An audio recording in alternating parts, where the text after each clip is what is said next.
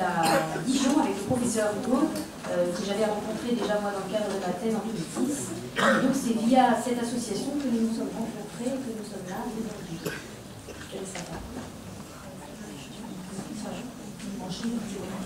J'ai l'habitude de lécher le micro, donc je vais tâcher de faire en sorte. Alors, je vais commencer, je vais m'inspirer de ce qu'a fait M. Ruffo, je vais commencer par une petite histoire, alors je me suis dit. Sachant qu'au départ, donc, Mme Carbonel disait que je vais présenter des cas, c'est pas tout à fait l'objet, mais du coup je me suis dit, je vais en profiter quand même. En 1970, il y a une petite fille qui est née. Alors sa maman a failli mourir et elle a entendu très souvent après que sa maman, elle a failli mourir, mais elle, en tant que bébé, elle se portait très très bien. Elle avait même un tel appétit qu'elle mangeait 2 fois la dose du biberon que le psychiatre, ou le pédopsychiatre exact, avait indiqué, donc elle allait parfaitement bien. Voilà. Au fil des années, cette petite fille, elle a continué à bien manger, elle est devenue assez ronde, au fond, et en même temps, à l'école, régulièrement, on se moquait d'elle. Un petit surnom, genre grosse patate, assez régulier. Et arrivée à 12 ans, elle a décidé un jour qu'elle essayait un jean, que c'était fini. On arrêtera de se moquer d'elle. Et elle est tombée dans une anorexie. Ce qu'elle ne savait pas, c'est que ça allait durer 23 ans. Une anorexie compliquée de boulimie et compliquée d'un autre trouble du comportement alimentaire qui est le méricisme. Alors, à l'époque, dans sa chambre, on était en 1982, quand elle a été atteinte d'anorexie. Elle connaissait un Marcel, il s'appelait Marcel Pagnol. Elle habitait en Anjou, donc c'était le seul qu'elle connaissait. Et à l'époque, elle ne pouvait pas regarder sur Internet comment on aide dans ces pathologies. Et du coup, voilà, elle a eu ce que beaucoup de malades ont quand on les retrouve au long cours, parce que dans mon cabinet, j'ai même des gens qui ont presque 60 ans et qui sont malades depuis avant leurs 20 ans, qui ont une errance finalement thérapeutique et qui vont vivoter et composer au fil du temps avec leur pathologie. Alors les associations comme l'association Autrement, dont je fais partie, elles visent à quoi? Justement avant tout à éviter cette errance et à encadrer les malades et leurs familles pour qu'ils trouvent le plus facilement possible des soutiens. Donc l'objet de ma conférence est d'élargir au-delà de ce qu'on a vu ce matin et de faire le lien, parce qu'on parlait de liaison, et la liaison elle est insuffisamment faite entre l'intérieur des chutes, des centres de soins, et l'extérieur. Parce qu'on ne sort pas toujours guéri, ce qu'on a vu avec M. Ruffo, d'une hospitalisation. Il y a un avant, il y a un après, et que ça aussi, ça demande qu'il y ait des gens pour l'encadrer. Alors, je vais aborder quelles solutions pour sortir du TCA en dehors du milieu hospitalier, comme le lieu où nous sommes ce matin. En rappelant quelques notions essentielles, voilà, je vais passer vite parce qu'elles ont été dites ce matin, j'ai mes papillons qui volent, c'est le symbole de l'association Autrement. C'est déjà, on ne guérit pas tout seul d'un TCA. Alors, le TCA, le A est derrière le nom. La guérison, elle signifie quoi? Pas seulement qu'on aura repris du poids, ou qu'on en aura perdu si on est en surpoids, mais surtout que le ou la malade sera redevenu un jeune ou un peu plus vieux, ça dépend où il en est son âge et son parcours de soins, bien dans sa peau et dans sa tête. Au fond, le papillon, il sera libéré de tout ça. Et la nourriture, ça ne prendra que la place que ça prend pour, comme me disent mes patients, je veux devenir normal. La place que ça prend pour les gens normaux. L'entourage, l'environnement n'est ni pathologique ni thérapeutique par nature. J'insiste là-dessus, c'est en plus ce qui a déjà été dit ce matin, c'est en tant que parent, on peut être pathologique entre guillemets, mais on ne va jamais le faire de façon intentionnée. Voilà, il y a des mots, il y a des actes qui blessent, mais on ne sait pas, et l'enfant ne s'exprime pas là-dessus. Mais par contre, à un moment, vraiment, on peut être un intervenant thérapeutique aussi dans l'accompagnement de nos enfants et de nos ados qui sont malades. La sortie du TCA, elle est souvent lente, longue, mais tous les progrès, tous les petits pas qui sont faits doivent être encouragés. Donc c'est vrai que les parents là aussi ont une vraie fonction d'encouragement et ils ne doivent pas baisser les bras. Chaque fois qu'ils voient un petit progrès, ils doivent l'encourager. Autre notion, le après-TCA ne sera jamais comme l'avant, notamment à l'adolescence. Parce qu'avant il y a eu l'enfance, après il y aura le monde adulte, et entre deux, notre ado va évoluer. Il faut accepter que voilà, souvent le TCA, je me dis, c'est un petit peu comme le moment où le papillon, il est dans sa chrysalide, il va se transformer, et quand il va sortir, voilà, si tout va bien, il sera guéri, le papillon en l'occurrence. l'entourage, l'environnement doit se faire aider aussi. Ça, c'est très important. Moi, je vois arriver en cabinet des parents, alors le mot qui vient souvent, c'est usés, fatigués, et eux aussi ont besoin d'être soutenus. Et donc, certaines associations soutiennent aussi les parents, notamment quand l'enfant peut être, lui, pris en charge, hospitalisé. Eux, comme ça, peuvent recharger leur batterie pour pouvoir l'accompagner.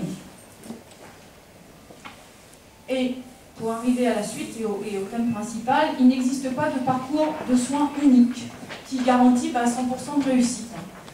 Mais il existe des solutions et on guérit du TCA. Je vous raconterai à la fin l'histoire de la patiente en question, voilà, qui est restée 23 ans malade. Et la guérison, être vraiment guérie, ça passe par ne pas avoir de regrets, ne pas avoir de remords, oublier la culpabilité. C'est la maladie, elle aura eu du sens, quoi qu'il advienne, au niveau de l'individu et au niveau de la famille. Donc elle aura été finalement une occasion de progresser. Et charge à nous d'en faire une occasion de progresser. Parce que souffrir pour souffrir, c'est pas très drôle. Hein. Tant qu'à souffrir, autant en faire quelque chose. Alors, hors ou en milieu hospitalier. Alors, les pathologies TCA prennent racine, on a vu, c'est le symptôme au départ, hein, puis après ça devient une vraie pathologie, dans le mal-être de l'adolescent. La guérison du TCA, elle passe par un fond important, un fond commun, c'est la prise en charge et la résolution de ce mal-être. Et autant on a un fond commun, autant on a des parcours de guérison qui peuvent être multiples. Plusieurs modalités de prise en charge. Alors avec ou sans hospitalisation, avec un maintien ou pas, finalement, on pourrait dire autrement, dans ce milieu habituel. Est-ce que je vais rester dans ma famille ou est-ce que je vais partir un petit temps dans un lieu de soins? Avec ou pas des rechutes et de fait, finalement, plusieurs étapes de guérison et parfois hospitalisation, parfois pas. Alors, hospitalisation ou non, intégration ou pas d'un centre spécialisé, c'est une décision à prendre avec le médecin et ou le psy, hein, quand on a la chance d'avoir les deux au départ, qui a commencé à accompagner l'ado. En fonction de critères somatiques, alors et pas seulement le poids, hein, parce que physiologiquement, je ne reviendrai pas là-dessus, mais il y a plein d'autres aspects où l'enfant est en souffrance et son corps souffre, et sur des aspects psychologiques. Est-ce que derrière il y a une grosse dépression et c'est ce qui se scarifie, comment il vit voilà, au quotidien. Il ne faut pas que c'est des symptômes du comportement alimentaire à prendre en considération. En fonction de la personne et de son vécu, moi j'ai des petites patientes qui ont déjà été hospitalisées plusieurs fois et du coup leur faire envisager encore des mois d'hospitalisation, voilà, c'est pas gagné. Hein. Et puis en l'occurrence elles vont associer souvent hospi et rechute. Donc avant de les renvoyer, il va falloir travailler là-dessus. Et en fonction du soutien possible ou pas, hors structure de soins. En gros, est-ce que les parents, notamment, vont pouvoir encadrer l'enfant? Est-ce qu'ils se sentent suffisamment solides pour ça? Alors, si on fait le choix d'hospitaliser, à quel moment? Alors, dans tous les cas, quand il y a une urgence vitale. Bon, je ne veux pas jouer la provocation avec l'image que j'ai mise plus en affichage, hein, mais c'est rappeler qu'on ne peut pas tolérer voilà, de voir des enfants, des jeunes gens arriver à ce statut-là, sans s'être inquiétés avant. Et que là, oui, on est vraiment dans une urgence vitale. En fonction de l'indice de masse corporelle, en fonction de l'évolution de l'état de santé physiologique et psychologique, mental, hein, au bout de quelques semaines. Quand l'ado vient, au départ, notamment s'il y a un bon lien avec son psy ou son médecin, il va discuter. On va tenter quelque chose comme ça en extérieur. Et si au bout de quelques semaines, quelques mois, il n'y a pas de mieux, là, il faut vraiment envisager un passer à une échelle supérieure et d'intégrer une structure.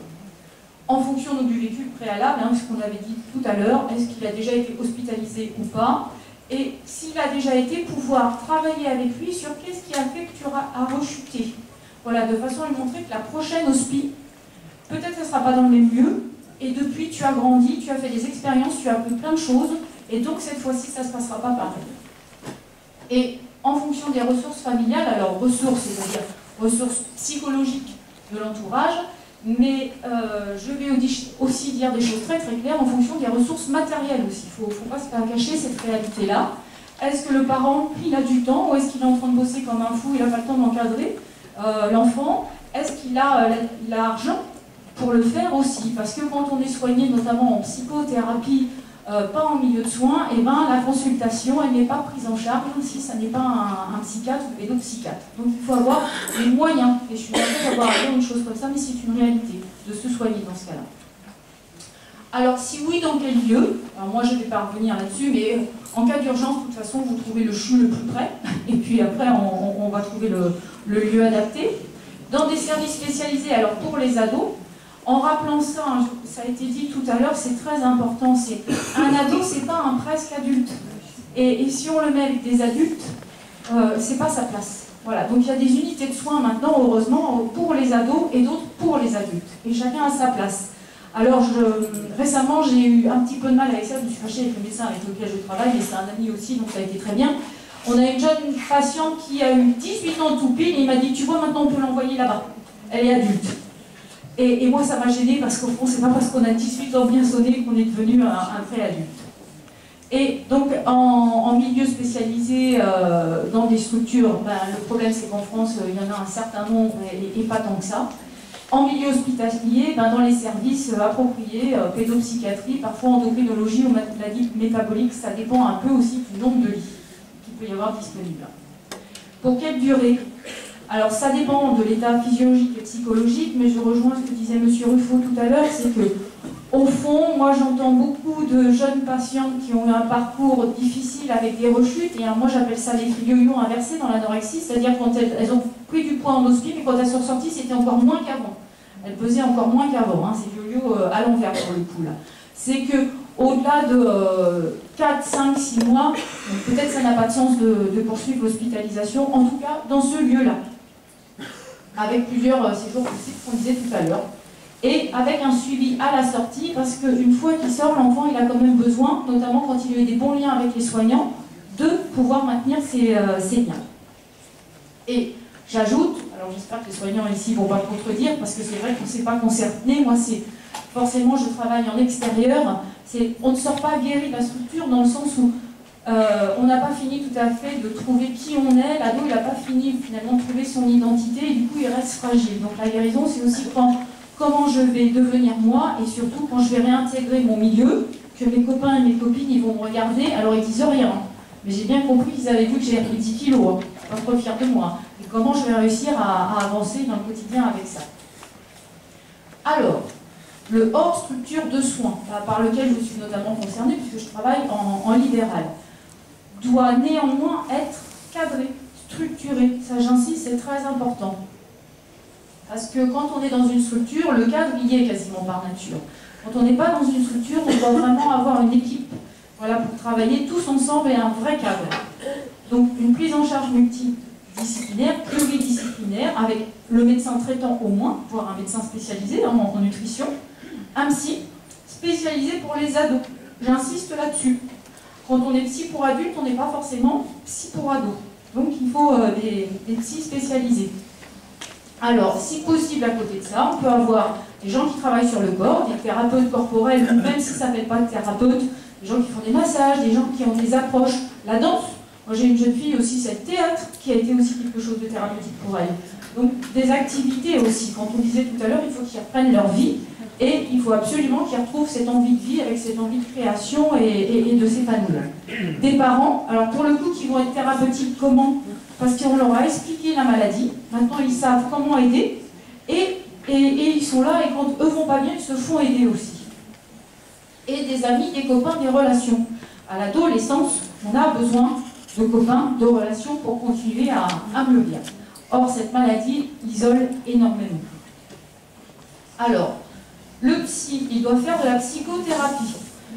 Alors, je ne vais pas entrer dans un long débat pour expliquer le qui fait quoi dans le métier psy, mais en tout cas, notamment psychiatre, pédopsychiatre en libéral, on trouve souvent des gens qui ont un grand lot de consultations et qui sont là pour apporter un peu d'écoute, mais aussi de la médication. Et en même temps, ils n'ont pas tous, c'est une réalité, le temps de faire de la psychothérapie, de prendre 3 quarts d'heure, 1 heure l'ado, pour construire, pour élaborer, et pour petit à petit trouver comment je vais sortir de cette constante maladie. Donc, il faut des gens qui sont formés à la psychothérapie, c'est-à-dire à un accompagnement régulier, et on passe un certain temps en séance pour faire avancer le jeune. Et dans l'idéal, si le psy fait à la fois de la thérapie en individuel et propose aussi des groupes de thérapie avec d'autres jeunes gens, alors atteints de TCA ou de pathologie, d'adolescents, voilà, ça porte aussi. Et il y associe les parents. Parce que si on veut qu'ils soient thérapeutiques, il faut que de temps en temps on puisse les faire venir en séance et puis qu'on voit comment tu peux laisser ton père et ta mère t'aider. Voilà, parce que souvent les parents veulent aider, mais ils sont envoyés bouler parce qu'ils ne savent pas du tout comment l'enfant voudrait qu'il soit aidé. Donc ça se travaille tous ensemble. La psychothérapie, c'est un accompagnement régulier, tous les 15 jours maximum, et on va y passer 1 heure au moins pour pouvoir bien travailler. Je suis désolée, mes images elles sont un peu sur les écritures, je viens de m'en apercevoir. Et qu'est-ce qui fait que la thérapie marche bien? Notamment, c'est le lien avec le thérapeute. Donc des fois, il vaut mieux en consulter 3 ou 4 et faire un vrai choix.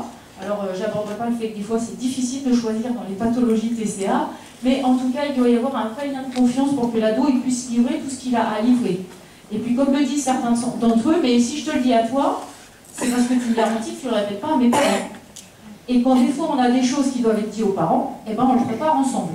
Voilà. Parce que sinon, on perd sa confiance.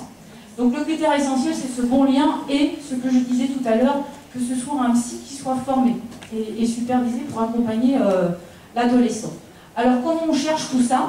Eh bien, via les structures de soins, les médecins et les réseaux d'entraide type association et ce formidable outil, enfin des fois c'est plus formidable, mais en l'occurrence ce formidable outil aussi que peut être Internet, dans ces cas-là pour aider.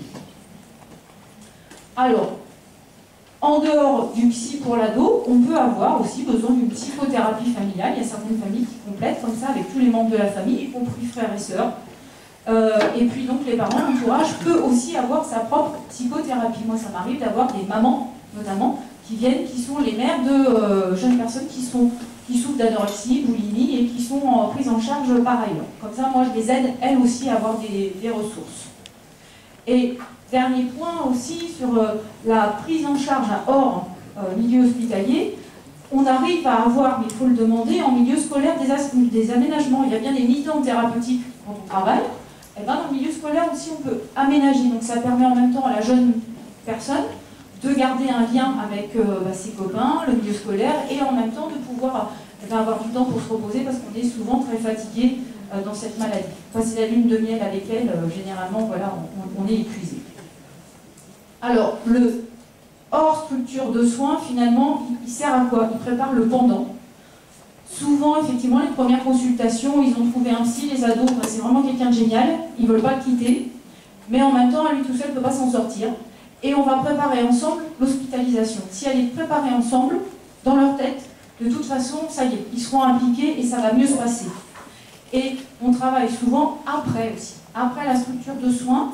Comment je vais réintégrer mon milieu et comment je vais faire face au regard de mes copains qui ont déjà grossi et comment ci et comment ça. Voilà. Et on l'aide finalement à continuer à grandir et à guérir par la même.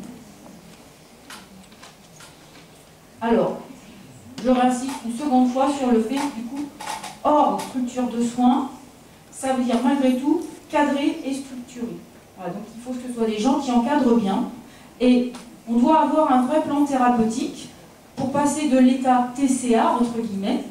Moi j'ai des patientes qui me disent qu'elles vivent dans le TCA World, les ados, voilà, pour passer à un autre état qui sent TCA, mais sera avec moi, c'est-à-dire avec, avec une jeune personne qui commence à se construire. Les soignants, ça nous demande d'être quoi? Bienveillants et adaptables, ça c'est sûr. Accepter de temps en temps d'être manipulés, sans être dupes, voilà. Mais en même temps, ferme et cadrant. Voilà, parce que le cadre, ça permet qu'au milieu de ça, on soit sécurisé et qu'on travaille de façon libre, mais encadré. Et les parents doivent aussi soutenir et encadrer de leur côté. Et on doit les soutenir et les encadrer. Alors, alors je suis désolée parce que moi, sur mon PC, les images n'étaient pas sur l'écriture, mais là, en l'occurrence, c'est pas très grave. Il y a des associations, dont une dont je fais partie, qui est l'association Autrement. Alors, l'idée du Autrement, c'est se voir autrement. C'est une pathologie de l'image, oui. Mais il y en a d'autres. Alors, j'en cite quelques-unes, sachant que j'ai trouvé un petit topo récent qui disait qu'il y avait une petite cinquantaine d'associations en France qui tentaient de lutter contre ces pathologies. Après, moi, je me suis dit, quand je suis arrivée en PACA, est-ce que je ferais mon association aussi, Et puis je me suis dit non, parce que association, normalement, c'est associé. Alors si chacun fait son association, c'est plus de l'association, c'est de la dissociation. Hein, voilà, vous me suivez. Donc en l'occurrence, j'ai raccordé à l'association autrement, tout simplement parce que le professeur Daniel Rigaud, c'est une personne que je connaissais d'une époque. Voilà, donc j'ai choisi de me rapprocher de lui.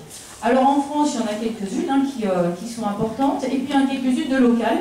Alors j'en salue une notamment parce que j'ai vu qu'il y avait 2 personnes de l'association Cœur au Grand qui sont dans la salle et qui elle est du côté de Marseille. Alors l'idée, ça serait quand même que toutes ces associations se fédèrent aussi. Voilà, qu'on ait nos actions et en même temps qu'on les mette en commun pour avancer. Alors l'association Autrement, elle a été créée par le professeur Daniel Rigaud, qui est professeur en nutrition, qui est médecin depuis une 40aine d'années, qui a d'abord exercé sur Paris et ensuite, maintenant, il travaille sur Dijon, et qui a été le fondateur de cette association il y a une 12aine d'années en arrière, qui a pas mal écrit hein, et qui continue à chercher pour faire avancer sur les troubles du comportement alimentaire. Et la vocation de cette association, mais comme beaucoup d'autres, c'est déjà l'aide aux patients et à leur entourage, par internet, par téléphone, hein, de pouvoir déjà apporter des réponses, par les quelques professionnels qui, comme moi, donnent de leur temps pour accueillir les parents, les malades, et puis déjà les aiguiller dans leur parcours de soins, et faire ce qu'on fait là aujourd'hui aussi. Informer le grand public, parce que j'en ai marre qu'on ait honte de ces maladies. Voilà. C'est pas honteux, c'est une maladie. Pour faire de la prévention, l'information, collège, lycée, dans les facs, et la formation des professionnels du soin.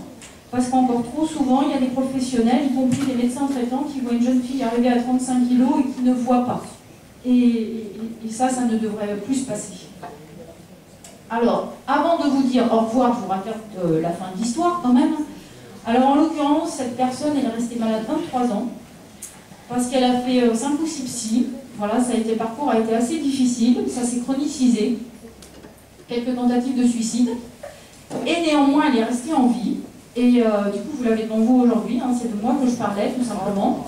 J'ai la chance d'avoir 3 enfants, un mari qui est dans cette salle, qui me disait de toute façon, c'est pas grave si tu t'aimes pas, moi je t'aime pour 2. Je pense que c'est ce qui aussi a été très thérapeutique à une époque. Et du coup, voilà, je voulais pas vous le dire tout de suite, parce que je voulais aussi que vous gardiez à l'esprit que c'est pas un témoignage d'ancienne malade que vous avez eu là aussi. C'est aussi le discours de la professionnelle.